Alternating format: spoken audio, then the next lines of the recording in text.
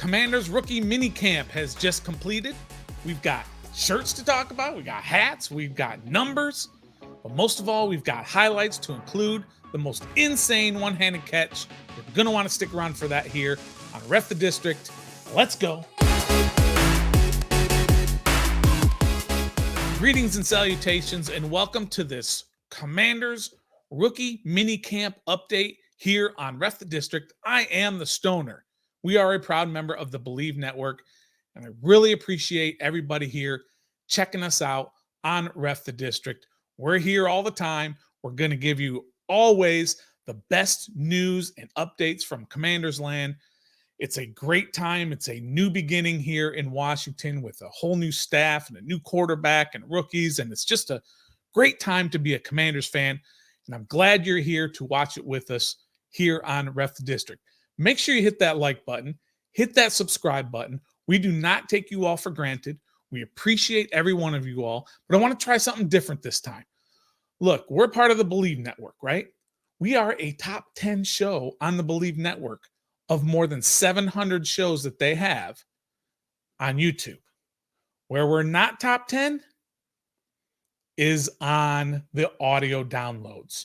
So do us all a favor for this episode. Show Believe that we have a loyal following and that we all are big Commanders fans here. Go to wherever you get your audio podcasts. Give us a rating. Give us a review. 5 stars, hopefully. Give us a review. You know, if you don't like the Stoner, say it. If you love Nathan and Trev, say it. Just do something to let them know that you are checking us out, and hit that auto download. You don't even have to listen. Just watch us on YouTube. Download automatically. Everybody's happy. Let's try that. Appreciate everybody for checking in. Let's get to the big stuff because, listen, there is a lot of cool stuff to talk about here. We've got to talk about Dan Quinn's shirt. We've got to talk about Kliff Kingsbury's hat. We got to talk about JD5's new number, 5, obviously. But we got to talk about the highlights and that insane one-handed catch. You don't want to miss that. So we will get to that here shortly. But let's talk about a little bit here of what a rookie minicamp was all about, who was there, why it took place, all of that good stuff. And we're going to do that first by talking to you about the rookie minicamp attendees. There were a lot of familiar faces, of course, because we just had the draft, right? So all the draft picks were there. That includes 22 draft picks and undrafted free agents from this year. You can see the list right here, all the attendees. Those are all on the right-hand side. Also on that right-hand side, you're going to see 4 familiar names who were undrafted free agents from 2023 that felt, hey, we're committed. We're going to be here for this rookie minicamp because we never got to see the field. We were on the practice squad all last year, and that includes Kaz Allen, Bryson Tremaine, Mason Brooks, who was, really looked at last year as being a guy that we thought maybe was going to do something on the offensive line, never even sniffed the field, and cornerback Nick Whiteside. So these guys who all came back from last year's undrafted free agent class and decided to participate this year, and basically in just hopes of making an impression and being a part of the Commanders family. So good on them. And you also have 9 tryout players. That's the folks on screen left to my right, over that way, all the way at the very end. And those are guys who are just in for tryouts. Look, they're just out there doing what they can to somehow break into the league. So that is 35 guys who were at this rookie minicamp. And Dan Quinn got to take a look at them, all the coaches and everything. And look, what is great about these mini camps is that you get to take a look at these rookies that you drafted and see how they fit in with each other and see what they are on the field now. You've seen them on tape. You've talked to them. You've scouted them. You've done everything you can with your homework. Now you see them on the field. Now you see them with that Commander's W on the side. All of that old good Commander's W right there on the side. So once they got out there, at the beginning of camp, before we get to some of the crazier stuff that happened, Let's talk about the very beginning on Friday and what took place. Here is the video of what I just like to call a hype session.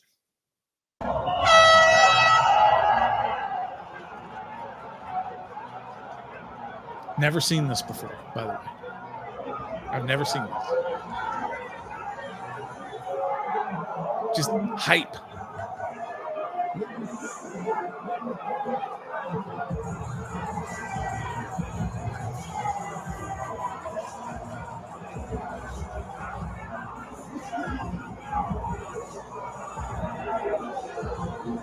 Yeah, I've never seen anything like that. And listen, what that is it's team building, it's chemistry building, it's brotherhood. There's nothing like being a part of a team. And when you get all these guys together, you're finding out what their commitment level is.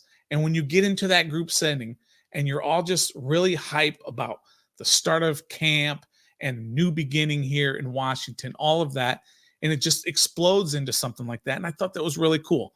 Is that going to have an effect, a direct effect on a play that happens in November? Is that going to have a direct effect on whether or not Jayden Daniels can pick up a 3rd and 4 in November against the Eagles on the road? No.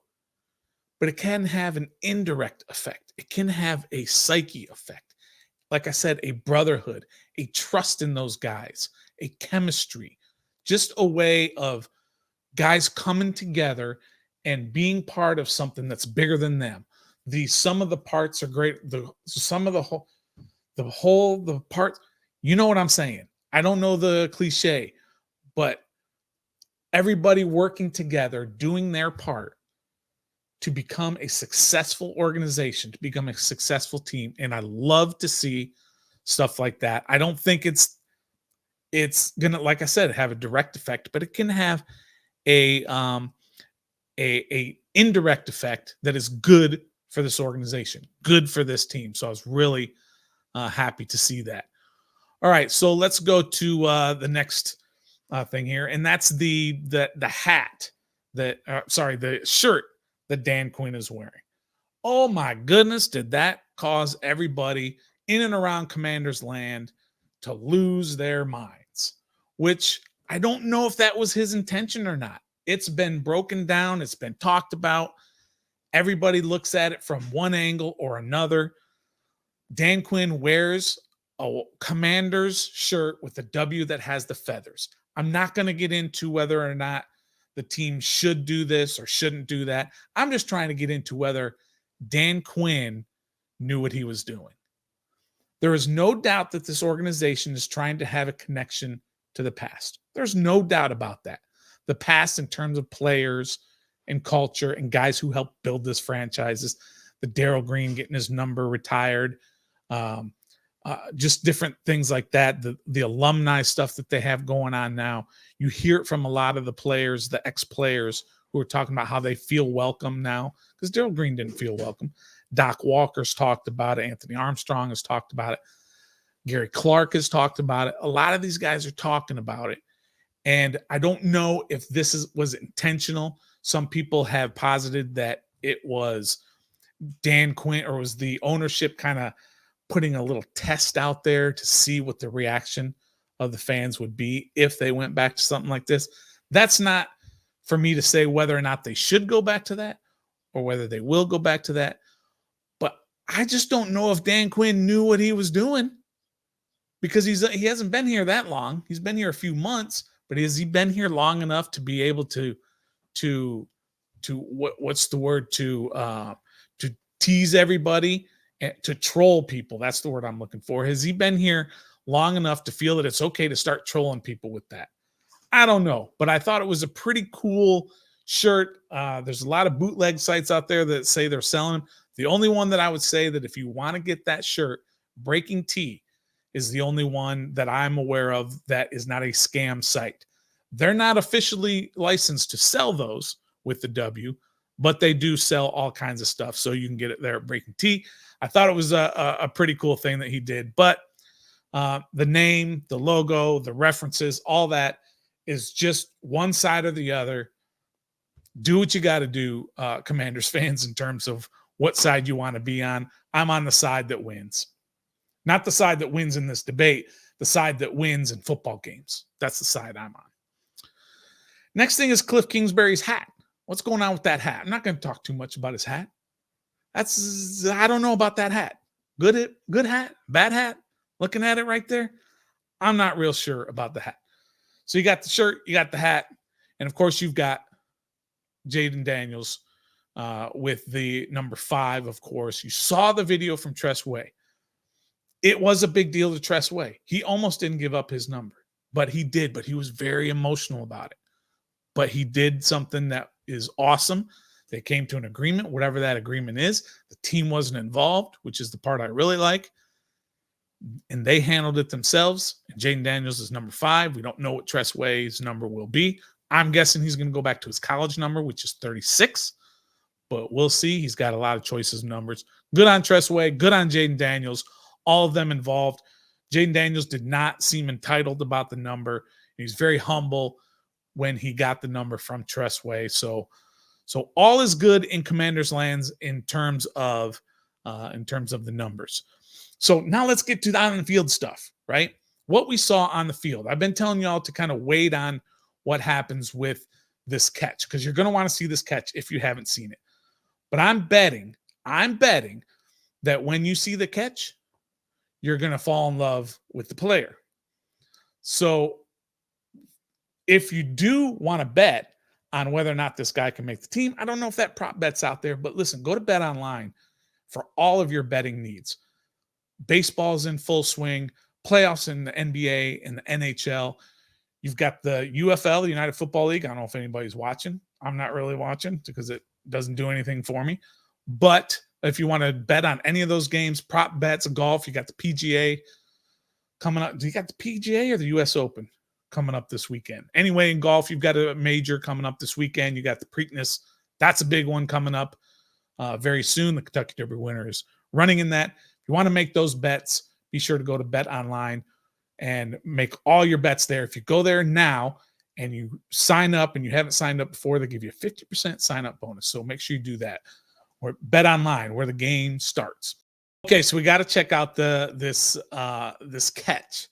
And first, I'm going to tell you who the catch was made by, and that's Marcus Rosemy-Jacksaint, who's an undrafted free agent wide receiver out of Georgia. Look, his numbers were not great. His RAS numbers were not great. That's why he wasn't drafted.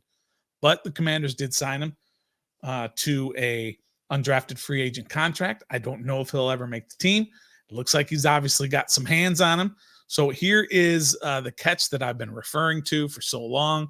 If you haven't seen it, this is a one-handed catch by Marcus Rosemy-Jacksaint, who's obviously got a pair of hands on him, right? And just watching this kind of over and over, it's just very impressive what he's been able to do here. He could be one of those guys. I mean, look, he's a bigger receiver, right? He's 6'2", 220-ish.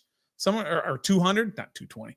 So he's a taller receiver, but just to kind of watch this over and over, this one-handed insane catch by Rosemy-Jacksaint, pretty impressive by him. So yeah, that's something that happened on the field, which was really impressive to watch. I love what he brings. I don't know if he's going to battle. He's going to be what we call District Diamond.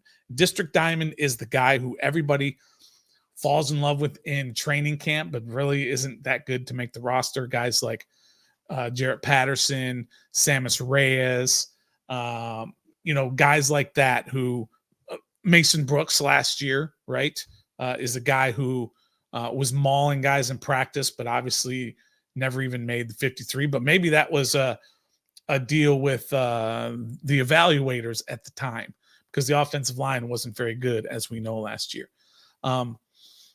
So that's what a district diamond is. Somebody who just kind of stands out in camp. I remember Terrell Pryor when he made a ridiculous catch one year, and he actually had a pretty decent year as a receiver here in Washington, but wasn't all that, and he was only here for 1 year. So maybe that's what Rosemy-Jacksaint is going to end up being here in Washington. Just a district diamond, just a guy who has a highlight catch, and then you never hear from him again, basically. The next thing to to talk about here is something that is not great, right? And that is, of course, if you see in the background of this picture, all the way in the back, and that is, of course, Johnny Newton with his left foot in a boot. So he did not participate in camp, in the rookie mini camp, because of this issue with his boot. And with his foot or his toe specifically. But he didn't practice this whole time, right? And this is a red flag because this is not the same foot that he had a problem with at Illinois. So he's already had surgery on the right foot. Now he's going to end up having surgery on the left foot. I'm not freaking out about it, believe it or not. As much as I didn't like the pick in terms of taking the defensive tackle in the second round, now that he's on this squad, I'm going to back him with my full support. I will be critical when I see that it's needed. But in this case, I don't see that it's needed. It's May. Talk to me again when we go to camp in late July, and if he's still in a boot or not practicing, then we got problems. But right now, I do not see it as an issue with Johnny Newton and his foot issue. And then the last thing we're going to talk about here, of course, is Jayden Daniels and his connection really with Luke McCaffrey. Now, it seems to be getting reported out there that there's already this sort of chemistry with those two. Well, I have to tell you, Terry McLaurin's not out there. Jahan Dotson's not out there at minicamp. So he's going to have a connection with somebody. And he seems to have a connection with Luke McCaffrey. Take it for what it's worth. I love Luke McCaffrey. I think he's not going to be a difference maker in terms of being this great receiver. He's going to be a difference maker for this offense. He's going to do something. He's going to be somebody we haven't seen here in a long time. And that's a big receiver, a slot guy most of the time, who's going to find those open holes in the zones. He's a former quarterback. He understands what the quarterback is looking at when he's going out there to make his routes. And so I'm really excited about him. So I'm going to bring that up here. I'm going to bring up the sort of connections here between Jayden Daniels and Luke McCaffrey. And you'll see him running around here. I'm a big fan of Luke McCaffrey. I think he's going to be a fantastic draft pick.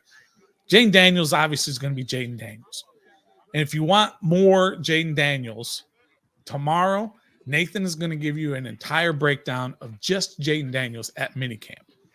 I gave you kind of an overview here of the entire camp, who was there, the rookies, the controversies with the shirt and the crazy hat, and Johnny Newton, and the hype that's going around with this team. And tomorrow, check it out on Tuesday, Nathan will have a full breakdown of Jayden Daniels at minicamp.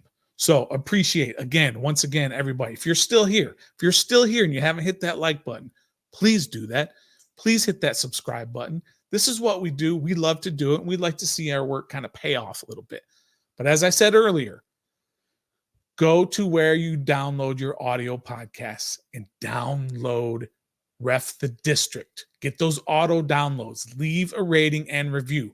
We have 5 reviews on our Apple podcasts. We need more reviews from y'all, okay? To go in there and write something. Again, you can write Stoner's an idiot, Nathan's amazing, Trev is awesome, whatever it is. Just let the Believe Network know that you are listening, that you are watching. We don't take you all for granted, and we appreciate everything you do. This has been a rookie minicamp update here on Ref the District. We are presented by Bet Online and the Believe Network. And until next time, and always, be a fan.